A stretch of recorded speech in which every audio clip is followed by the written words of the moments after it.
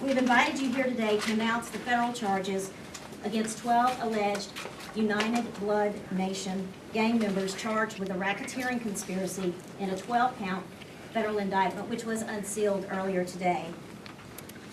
Of the 12 charged, 7 are specifically named in counts in which murder in aid of racketeering and firearms violations are set forth. These violations carry a maximum penalty of death.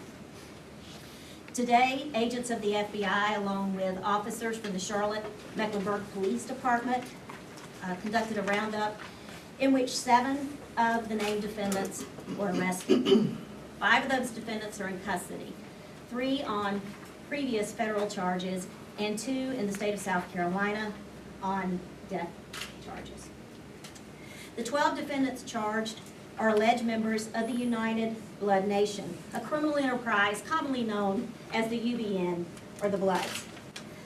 The 12 members, as alleged UBN gang members, operated a racketeer influence corrupt organization, RICO for short.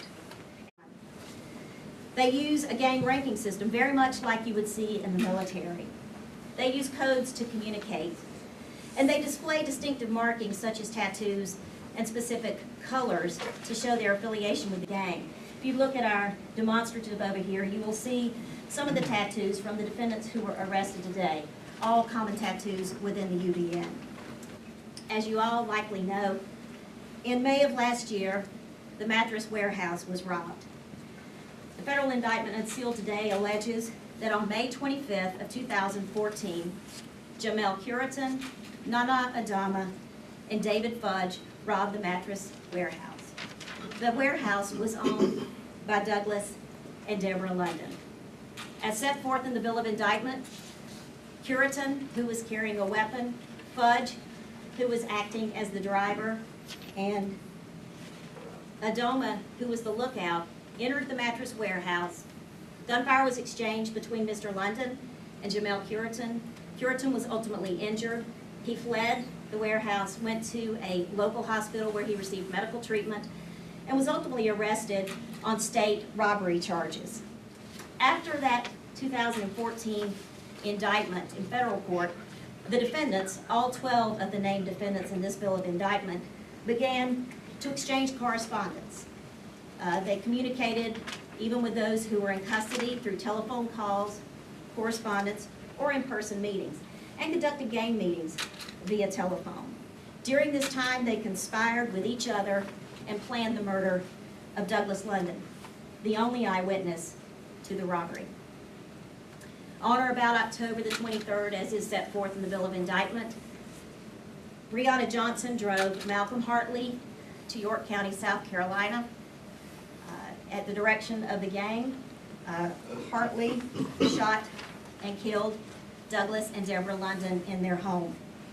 Hartley and Johnson then returned here to the Charlotte area, where they began to dispose of evidence related to the murders and grotesquely celebrated the deaths of Douglas and Deborah London.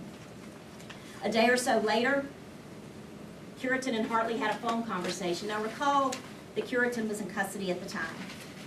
They had a telephone conversation in which Hartley admitted that he had killed the Londons. He was thanked by Jamel Curitan. Curitan also directed Hartley not to discuss the murders with anyone and to ensure that the other gang members did not as well. This has been a very complex investigation that has taken countless man-hours, but it was important that it be done. And it was important because the assault and murder of Deborah and Doug London in October of last year wasn't just an assault on 2 individuals in their home that irreparably and forever altered the lives of their family. It was much more than that. When you kill somebody in order to shut down a prosecution, when you silence a witness in order to prevent the government from being able to enforce the laws, you're not just attacking those 2 people, you're attacking the rule of law itself. You're attacking the right of society to defend itself from people like this. And that can never be tolerated. That is the kind of crime that calls for the collective action that you saw in this investigation and calls for the coordinated response that you're seeing in law enforcement, you're seeing in prosecution. We have worked together throughout this process, and in the course of this investigation, once it became clear what the facts were, our office sat down with the United States Attorney's Office and we asked ourselves this question: where can this case be prosecuted most effectively to secure the most amount of justice for the Londons and inflict the most amount of damage on the group that perpetrated these crimes? And that's in the United States Attorney's Office here in Charlotte. Our office could not have secured a death sentence against Mr. Curitan, who is the man who set into motion the chain of events that resulted in the Londons being murdered. We could not have sought the death penalty against him because he is an accessory before the fact and he was not present at the scene of the crime. It's a quirk in the South Carolina law I hope the legislature addresses.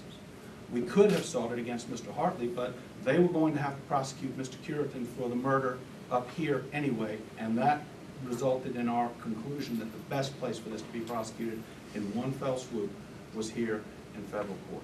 I have every confidence that the London family will receive a full measure of justice, and the public at the end of all this will be comforted and know for sure that this kind of behavior and this sort of attitude towards the criminal justice system will not be tolerated by the criminal justice system. And when you attempt to silence witnesses, as this gang did, the response from the criminal justice system will be dramatic.